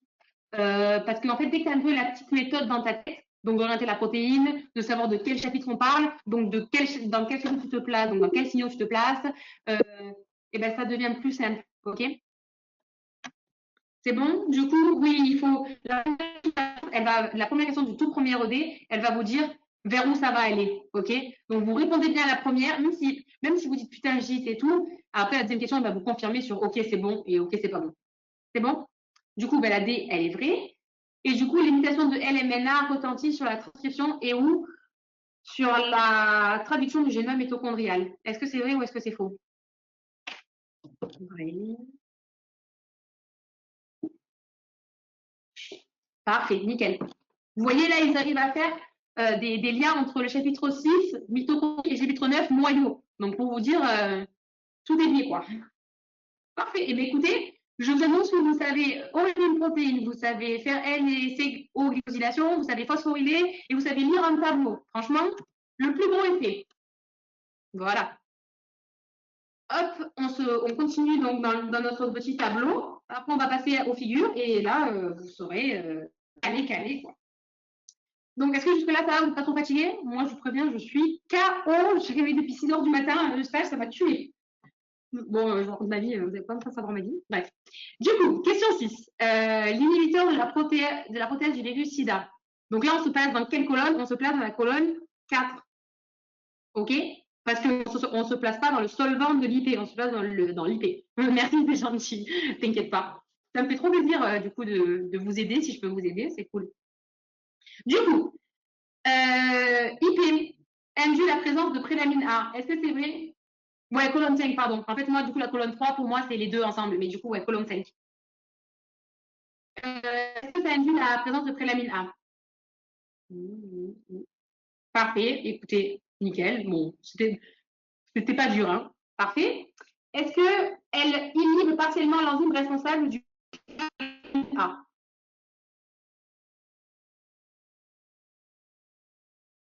Question B. Est-ce que c'est vrai ou est-ce que c'est faux?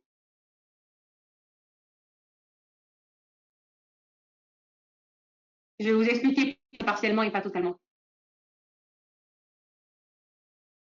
Voilà.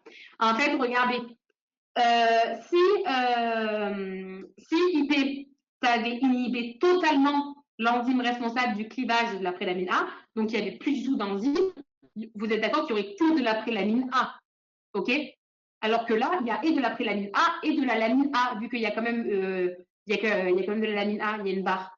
Du coup, ça inhibe partiellement, parce que et c'est pas totalement inhibé, et il n'y a pas totalement la protéase qui fonctionne, parce que du coup, ben c'est pas totalement bien clivé, mais c'est quand même un peu clivé, t'as tout de même de la lamine A. Du coup, c'est bon, il faut quand même. Ah oui, c'est important de comprendre les notions totalement partiellement, hein, ok? Généralement, quand ils mettent partiellement, c'est que c'est vrai. Franchement, je vais pas vous mentir. Oui, c'est vrai. Voilà. Ben, ça va, franchement, vous comprenez vite, c'est nickel. Ok, parfait. Du coup, donc IP inhibe les protéases responsables du clivage du signal N-terminal d'adressage à la mitochondrie, les protéines codées par le génome nucléaire. Est-ce que c'est vrai ou est-ce que c'est faux? Lisez bien la question, hein.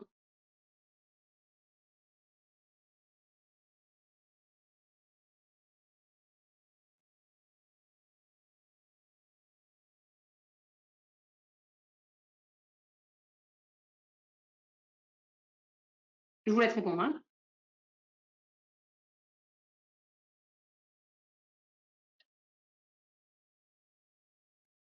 Regardez.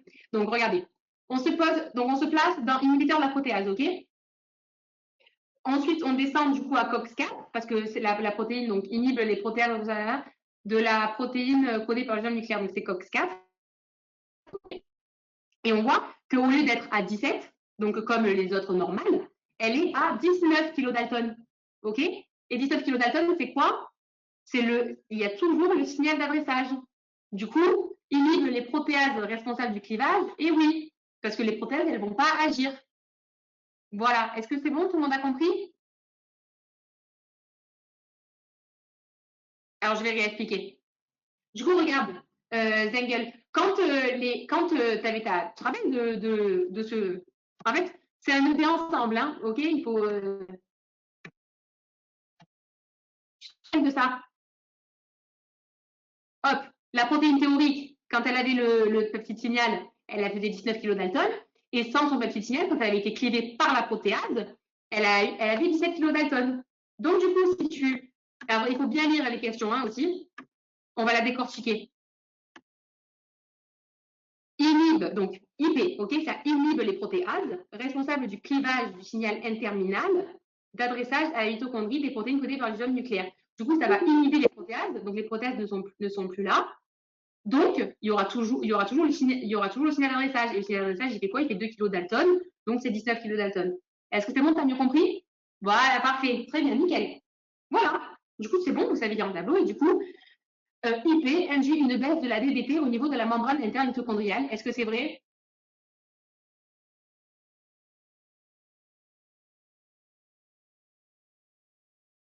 Parfait, nickel. Voilà, voilà. Du coup, vous avez fini le tableau. Hop, réponse à question 6.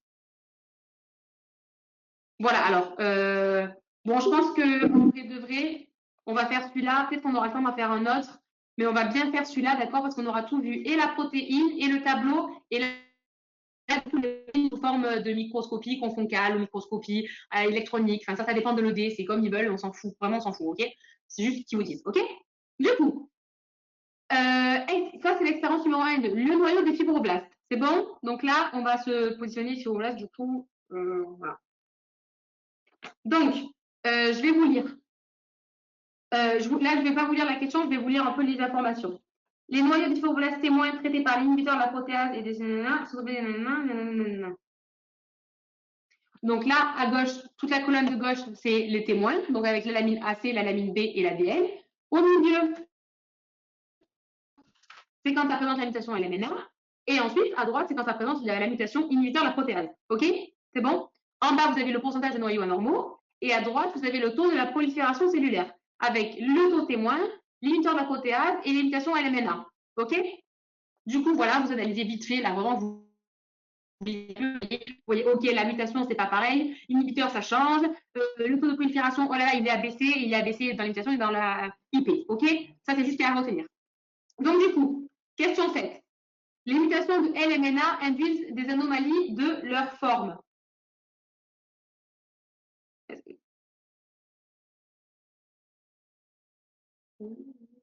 C'est bon, parfait. Du coup, pourquoi? Parce que l'amine AC, vous voyez que c'est un bon rond circulaire et que les mutations de LMNA, eh ben, ça a la forme, une forme quelconque. Du coup, c'est muté, ok? Ça, du coup, ça induit des anomalies de forme.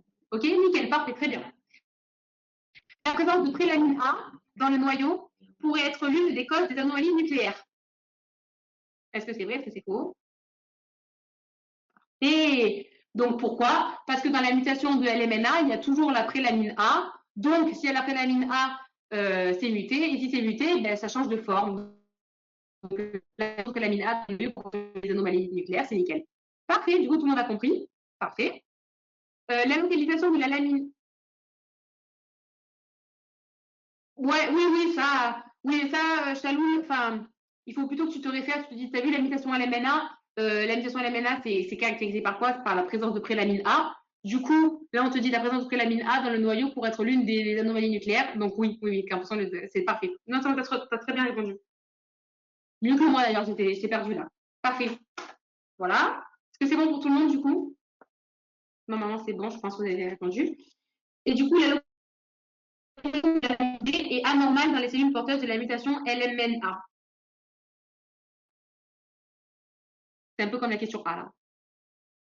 Vrai, vrai. Parfait. Zengle, tu mets quoi ou tu mets. Ah, parfait. Du coup, la question D, l'inhibiteur de la protéase induit des anomalies nucléaires comparables à celles observées dans les cellules porteuses de la mutation LMNA.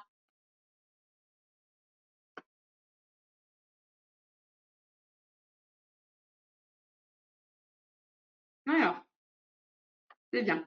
Du coup, JH, en fait, elle évolue cette question parce que c'est pas identique, d'accord? C'est comparable, ok? Quand c'est comparable, tu vois, là, par exemple, il y a marqué 40 et 30%. C'est pas grave si c'est 10% d'écart, c'est pas grave. En fait, c'est comparable. C'est pas exactement, voilà, c'est que c'est comparable. Nickel, si tu as compris, c'est parfait.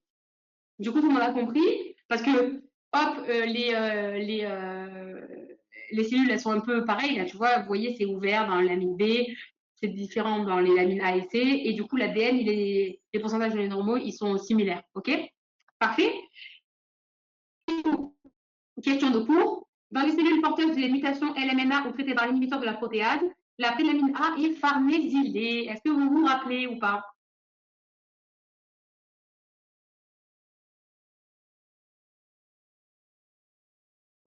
Oui, c'est acide gras. Mais en fait, oui, voilà. En fait, vous vous rappelez quand. Donc, ça, c'est chapitre 9. Hein, quand la prélamine A, elle est farnésylée, et lorsqu'elle va être clivée par les protéases, elle va être purifiée, donc enlevée de ces acides gras. Donc, en fait, elle ne sera pas farnésylée. OK? Donc, du coup, dans les cellules porteuses des mutations LMNA ou traitées par l'inhibition de la protéase, là, la prélamine A est farnésylée. Donc, c'est vrai. OK? Voilà, il y avait des anomalies. Oui, c'est ça. C'est les anomalies, Chaloul. En fait, oui, oui. Mais en fait, ça, Zengel, c'est ton cours du chapitre 9. Donc, c'est vrai que si tu n'as pas fait encore le chapitre 9 bien, tu ne peux pas vraiment savoir. Mais juste, retiens que le clivage de la prélamine A fait disparaître l'extrémité C terminale qui portait le groupement farnésyl. Donc, ça, tu vas le revoir si tu veux. Je t'enverrai le petit. Enfin, il y a un petit. Enfin, je t'enverrai la partie du cours qu'il faut que tu apprennes. De toute façon, tu devras l'apprendre à un moment ou à un autre. Du coup, voilà. Juste là, retenez que c'est vrai, d'accord? Parce que c'est vrai. Du coup, c'est pour vous, voilà, c'est pour vous montrer qu'en fait, à chaque moment, ils peuvent vous faire tomber à tout moment une question de.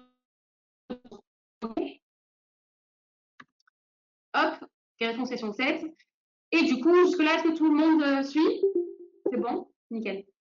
Du coup, question 8. Dans les cellules porteuses des mutations LMNA ou traitées par l'IP, la prélamine A est localisée dans le nucléoplasme de la lamina. Est-ce que vous vous rappelez ou pas? Bon, du coup, je vais vous le dire. Bah, pardon de répondre. Et ouais, ouais, elle est du coup non exactement parce qu'en fait comme elle est pas comme elle va pas être clivée après lamine A, elle va pas être débarrassée de ses groupements farnésiles, elle va être proche de la lamina. La lamina c'est la membrane plasmique du noyau, ok? Du coup ben c'est faux parce que si elle avait été localisée à distance, ça aurait été de la lamine A ou B. Ça aurait été de la lamine A, la lamine A et C, ok? Elle aurait été clivée si elle avait été à distance. Bon, ça, c'est une petite question de cours. Si, quand vous faites le chapitre 9, vous revenez sur. Voilà. Ensuite, le taux de prolifération des cellules est une mesure de leur vieillissement. Est-ce que c'est vrai?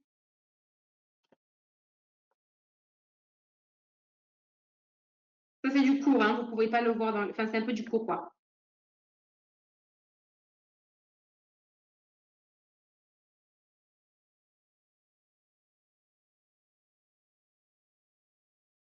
Est-ce que vous vous rappelez le chapitre 1? La petite partie où ils disent les cellules, ça vieillit, ok? Et du coup, au plus elles vont. Les cellules, elles vieillissent, elles se transforment en cancer, elles se mettent en apoptose, ou enfin, elles sont rarement normales, d'accord? Et du coup, le taux de prolifération des cellules est une mesure de la vieillissement, oui. Parce que si les cellules, elles prolifèrent normalement, comme dans le témoin solvant, vous voyez, la ligne, elle est droite, elle va jusqu'à 15-16. Si elles prolifèrent moins, donc la prolifération, elle marche moins, du coup, elles sont plus vieilles. C'est un petit lien, ok? Est-ce que tout le monde a compris? Du coup, la question, elle est vraie. Le taux de prolifération des cellules est une mesure de leur vieillissement, c'est vrai. Ok? C'est bon pour tout le monde? Oui, voilà. S'il y a moins de prolifération, elles sont plus vieilles. Exactement. S'il y a moins de prolifération, elles sont plus vieilles. S'il y a moins de prolifération, elles sont sûrement mutées. Voilà. Voilà. À part quand c'est des cancers métastasiques où là, il y a juste plus de prolifération. Mais ça, c'est un cas particulier. Là, on est dans le cas particulier où il y a moins de mutations. OK? Voilà. Du coup, IP, donc IP du sida, induit le vieillissement cellulaire. Est-ce que c'est vrai? Est-ce que c'est faux?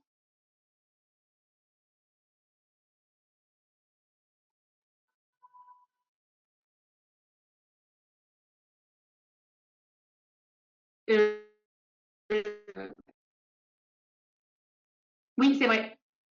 En fait, Daniel, il ne faut pas que tu essayes de trop comprendre. Enfin, en fait, tu cherches trop à faire des liens, tu cherches trop à aller dans le compliqué. Ils te disent un truc. Si c'est vrai sur cette D, c'est vrai. Donc après, la question suivante, quand ils essayent de faire des liens, en fait, en ED en, et en biocé, ils aiment trop faire des liens. Même si des fois, tu te dis, bah, je vois pas pourquoi ils font des liens là, et ben, il y a quand même un lien, d'accord? Donc là, ils te disent, la première question qu'ils t'amènent, ils te disent, le taux de prolifération des cellules est une mesure de le vieillissement, c'est vrai. Et du coup, la question c'est, l'inhibiteur de la protéase du sida, comme il y a moins de prolifération de cellules, donc ça va accélérer son vieillissement. OK? Voilà, parfait, nickel. Du coup, les mutations de LMNA ont un effet sur le vieillissement cellulaire plus important que les cellules de l'inhibiteur de la protéase. Est-ce que c'est vrai ou est-ce que c'est faux?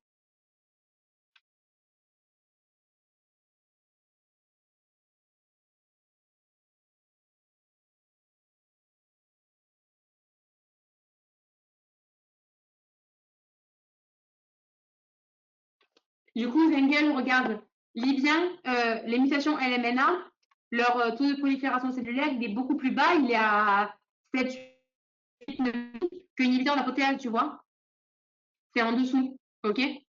Et du coup, ben, les mutations de LMNA, elles ont un effet de vieillissement cellulaire plus important parce que, voilà, nickel, parfait. Du coup, Chalou, il y a une maladie. De quelle maladie tu parles dans les questions précédentes? Maladie. Euh, qui était dans les questions?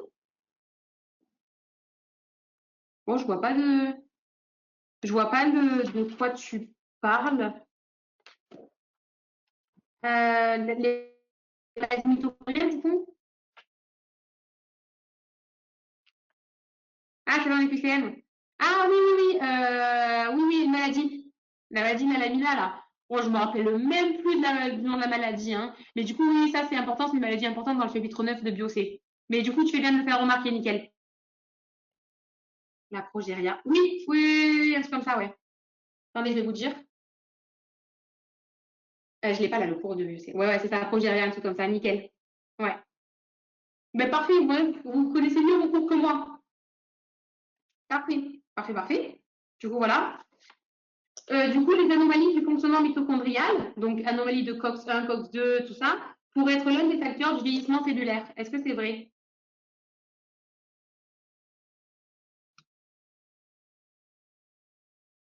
Voilà. Voilà, en fait, ça, c'est la question bilan pour résumer. Donc, enfin, elle est généralement vraie, hein. Voilà. Parce que du coup, en premier, on a vu l'anomalie du fonctionnement mitochondrial. Après, hop, ça entraîne des anomalies d'un noyau et c'est réciproque. Donc, du coup, ben, ça entraîne le vieillissement cellulaire, monoprolifération, noyaux anormaux, tout ça. Voilà. Alors, est-ce que c'est bon pour tout le monde pour cette idée-là? Justement, globalement, comment est-ce que vous l'avez trouvé? Si c'était dur, c'est normal parce que vous l'avez. Enfin, voilà, il faut être pointilleux sur chaque chapitre de BioC, il faut connaître trop bien ces chapitres. Donc, vous pouvez pas faire un bon ED sans connaître tous les chapitres. Voilà, bon, j'espère que je vous ai. Bon, merci Chalou, j'espère que je vous ai bien expliqué. Nickel, GA, j'espère que ça va.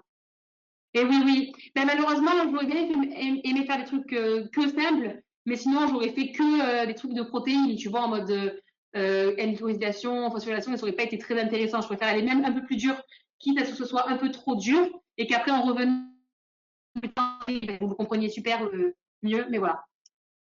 Oui, je t'aurais expliqué, Daniel, et même s'il faut un jour que je te croise à la fac pour te réexpliquer mieux ça en schéma, je t'aurais expliqué, parce que c'est vrai que ordi, c'est un peu plus compliqué, tu vois. T'as trouvé ça amusant? Ah ouais, carrément. Voilà. Ah oui, mais moi je suis dispo pour vous, hein, on se verra, il n'y a pas de souci et tout. Du coup, il y a juste, voilà, j'aimerais juste vous faire la petite notion des séries du cystéine et après je vous laisse tranquille et vous finirez la fin des ED quand je vous mettrai le diapo en ligne, ok?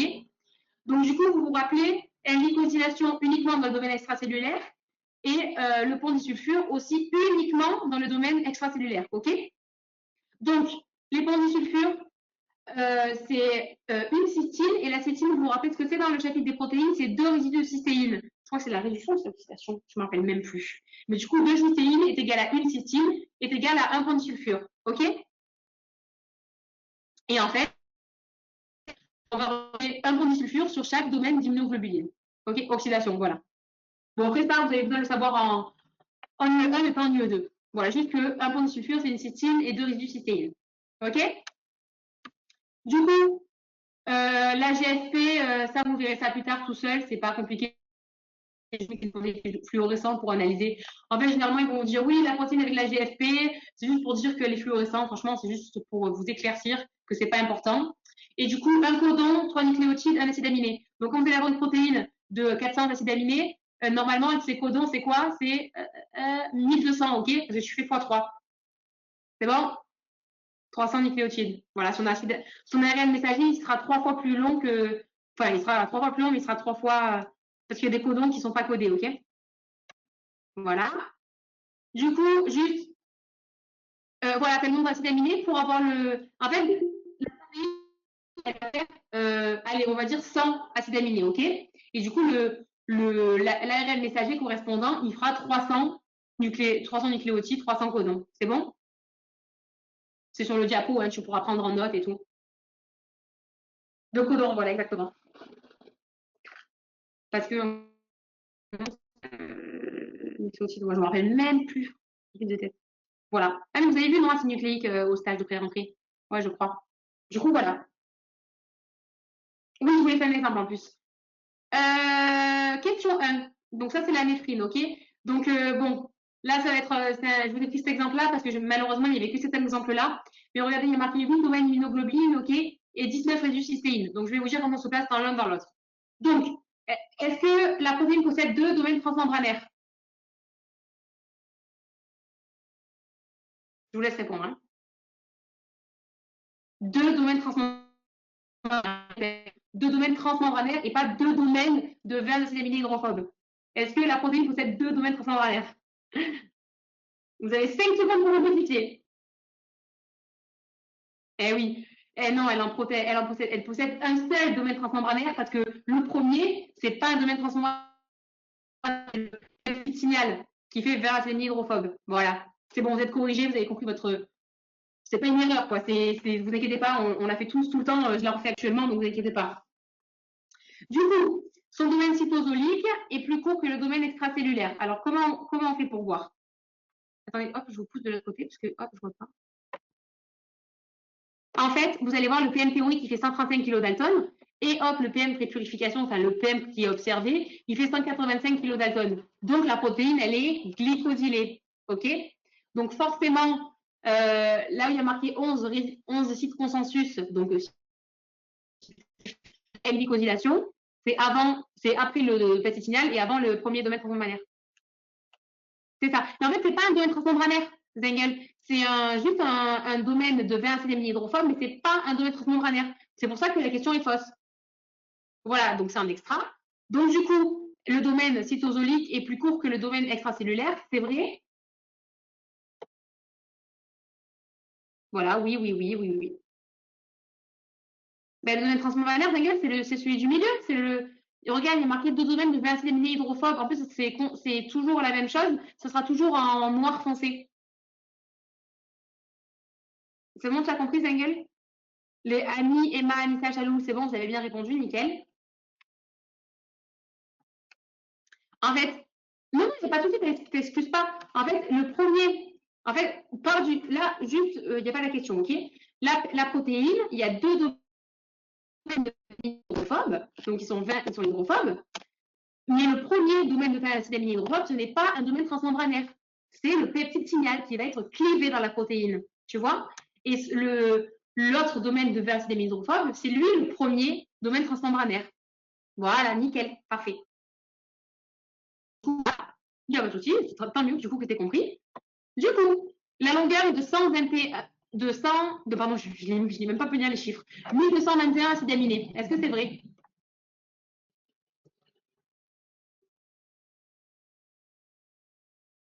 Non, non, non. Zengel, 1221 acides aminés, donc de la protéine. La longueur de la protéine. Nature, hein. Donc, ouais, c'est bon, on l'a juste. Pourquoi 1221 et pas 1141? Quand on enlève les 20 acides aminés, exactement, le peptide final, en fait. Voilà. On fait une simple soustraction, c'est bon. Zengel, est-ce que tu as compris pourquoi j'ai dit 1221? Nickel. Alors, là, on va se placer dans le cas des résidus cystéine, ok? Donc, il y a 19 résidus cystéine. Est-ce que, avec ces 19 résidus cystéine, la protéine possède 10 ponts disulfure? Oui ou non? Non, non, non. Mais parfait, vous êtes trop fort. Pourquoi 7? Max 9, exactement. Parce que 19, ça fait, en fait, 19 résidus cystéine, il faut les mettre par paire. Donc, ça fait 18 résidus cystéine plus 1. Et du coup, ben, ces 18 résidus cystéine, ça va donner 9 cystine, donc 9, 9 pondisulfure, ok? Chalou, pourquoi tu m'as dit 7, du coup?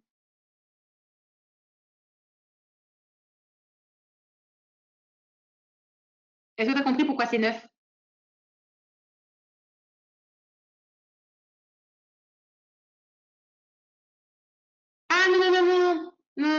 En plus, ça, c'est les domaines immunoglobulines. Donc, moi, je te dis vraiment, place-toi dans les in. Tu le mets par paire, donc là, il t'en reste 18. Donc, voilà. Et donc, ça peut faire au maximum 9 points de sulfure. OK? Possède 10 points de sulfure, c'est faux. OK? Voilà. Et du coup, quand ils vous disent pardon, c'est pas du tout ça. Excusez-moi. Possède au moins 8 points de disulfure. Donc là, c'est sans les résuscitines. Est-ce que c'est vrai? Là, on se perd dans les domaines immunoglobulines. En fait, la protéine, est-ce qu'elle va posséder au moins 8? Voilà, oui, c'est vrai, parce que un point de disulfure, c'est un domaine immunoglobulin. Le schéma, il semble à la correction. Voilà. Et il y a marqué, regardez ce qu'il y a marqué. Oui, oui, oui, mais là, juste c'est la question F et après, la question, oui, F et je vous laisse tranquille. Du coup, regardez, la longueur de l'ARN messager de la néphrine possède 4,3 kilobases. Donc, ça fait 4300 kilobases, ok? 4300 kilobases, quand tu divises par 3, tu vois, ça va arriver quoi? Bon, je vais calculer pour vous dire. Hop, 4300 divisé par 3. Tu tombes sur 1433. OK? Et donc, 1433, on est bien loin du 1241. Donc, on dit qu'il y a des régions non codantes. OK?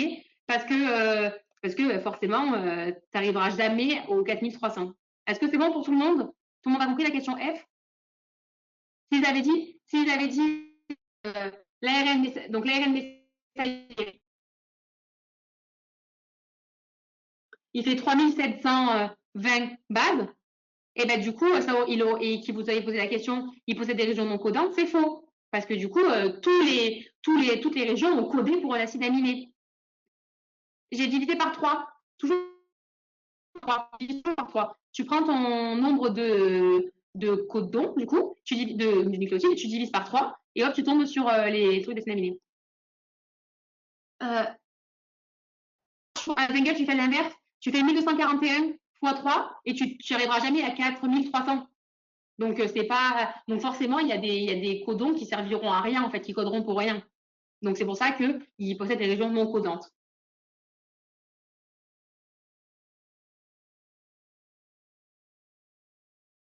Vas-y, hein, je te laisse poser la question. Anissa, Jia, c'est bon pour l'ARN? Pour l'ARN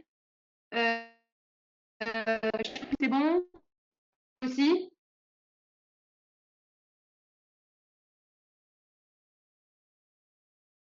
Comment ça, si c'est codon ou non? Non, mais il n'y a pas à s'embêter pour ça. Pour savoir si il y a toutes les régions sont codées ou pas, tu fais euh, tu prends tes acides aminés avec le peptidinial, bien évidemment, et tu multiplies par 3, ok? Parce que les codons, ils codent même pour le peptidinial, même s'il est clivé après, il apparaît pas dans la protéine. Hein. Ah, c'est bon, nickel. Soit tu divises par 3 ton ARN messager, soit tu multiplies par 3 tes acides aminés. Et tu vois en fonction si ça tombe bien ou pas. Voilà. Bon, les amis, je vous montre un peu juste vite fait. Après, j'ai mis des diapos explicatives. OK. Hop, attendez. Mon ordi, il est en surchauffe. Hop, hop, hop. Il restera tout ça Voilà, il restera quelques questions avec quelques théories. Donc, ce que je vous propose, c'est que je vous les laisse faire tout seul. Et si vous avez des questions, vous venez vers moi. OK. Voilà. Est-ce que ça vous a. Donc, vous m'avez dit, certain que ça vous a aidé. J'espère que ça vous a aidé. Zengel, tu viendras me poser tes questions en privé et on verra pour que je t'explique mieux ou quoi. Voilà, sur FB. Vous savez comment me retrouver hein, normalement. Voilà, je suis sur le groupe de la pré-rentrée là si vous y êtes. Voilà. Du coup, j'espère que ça vous a aidé. Là, franchement, vous avez été au top à bien me répondre et tout. Si vous avez bien compris ça, Clarisse, regarde, attends, je vais te mettre mon nom. Hop, regarde. C'est bon, prends, tu vois, il y a mon nom. Voilà. Du coup, n'hésitez pas à me poser des questions UE1, UE2, UE3, je vous répondrai pas spécialement, UE4 encore moins. Mais du coup, voilà, j'espère que ça vous a plu, que ça vous a. Quand vous allez ah oui, je vous préviens, hein, les idées de la fac, ça sera facile, ok? Ça sera pas comme nous on a fait, mais en année, ils vous demanderont ça, d'accord? Voilà. N'hésitez pas à acheter le livre. Bon, non, c'est pas la peine. Voilà. Est-ce que c'est bon pour tout le monde? Ceux qui ont répondu et ceux qui n'ont pas répondu, j'espère que ça vous a plu aussi. Voilà. Ok, ben nickel, c'était bien expliqué. En plus, c'est un peu compliqué du coup par ordi, mais c'est normal. Non, les ED, alors, les ED, je vais vous écrire le livre, ok? Et je vous enverrai en photo. Exercice corrigé et commenté de biologie cellulaire. Oui, oui. En fait, c'est le livre de Pierre Co. Et c'est les exercices, d'accord? Et je ne sais pas si ça vous dit quelque chose. Monsieur Jean-Paul Borg, et Madame Patrice Roll, euh, Monsieur Patrice Roll et Madame Élise Caspi, c'est nos profs, d'accord, à la fac. Et c'est eux qui ont contribué à faire ce livre.